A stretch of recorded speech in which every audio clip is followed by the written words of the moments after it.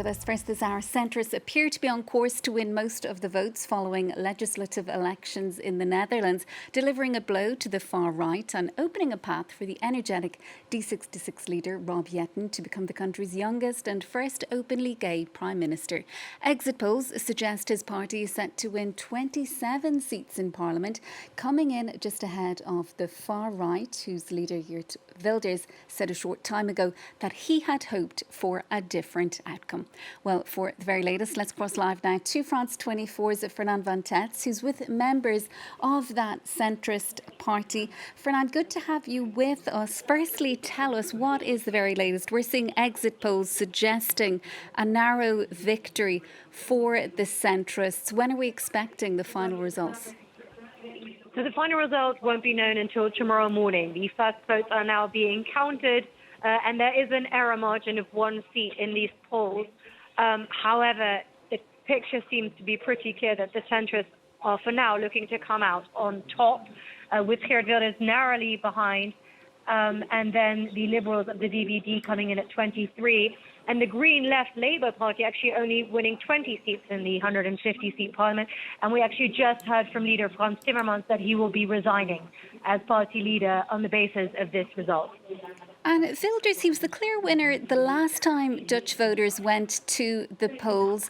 Does this come as a shock for him? What has actually gone wrong with his campaign? Or is this due, if the final result is as we're seeing in these exit polls, is that simply due to the success and the campaign, the positive campaign that was run by this centrist party? So I think there's a number of things at play. First of all, of course, this was Wilders' election to lose, right? He had such a huge majority last time round. And there's a saying in Dutch politics that who breaks pays. So if you make the government fall, as he did, that there usually is a political price to pay.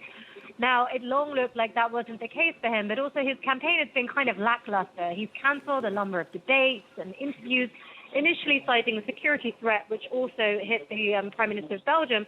But later, when the security service says actually he would be free to campaign, he still chose not to appear on many platforms. And when he did show up on the debate stage, he just felt really uncomfortable in this new role of having to defend his policies, because the way he became a big force in Dutch politics is by attacking those in power. But now he had the largest amounts of seats, yet failed to have his platform materialize. And parties really went for him on that front. And the second thing is that last time round, the door to power was open to him, with the Liberals saying that they would be willing to form a coalition. This time round, all parties, the next 4 biggest parties, have categorically shut out the possibility of forming any coalition with him. So that also hit him, because basically if you would vote for him, it would be a vote for nothing, because you knew that he wouldn't be able to form a government. And also the other party leaders were really hammering him on that fact, especially last night in the last debate as well. So those are some differences which we, I think, really see reflected in this result. And what is the atmosphere there? You're with members of this D66 party. They'll be hopeful that their leader will become the country's next Prime Minister. How long, though, would coalition talks be likely to take?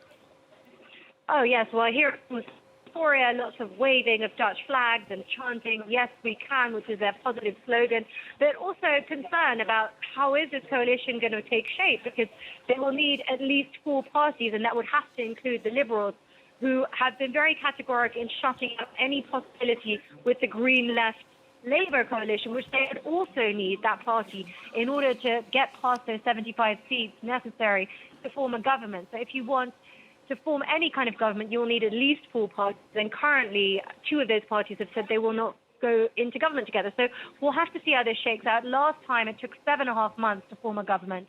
The election time before that, almost a year. So Dutch coalition form can take quite a long time. It's been very clear that there needs to be movement, there needs to be steps taken forward, especially at this time of stagnation with so much infighting in the coalition. So let's see tomorrow, when the dust settles and the first talks begin, what kind of coalition they can put together, and if he can actually head that coalition and become the first gay Prime Minister and the youngest Prime Minister this country has ever seen.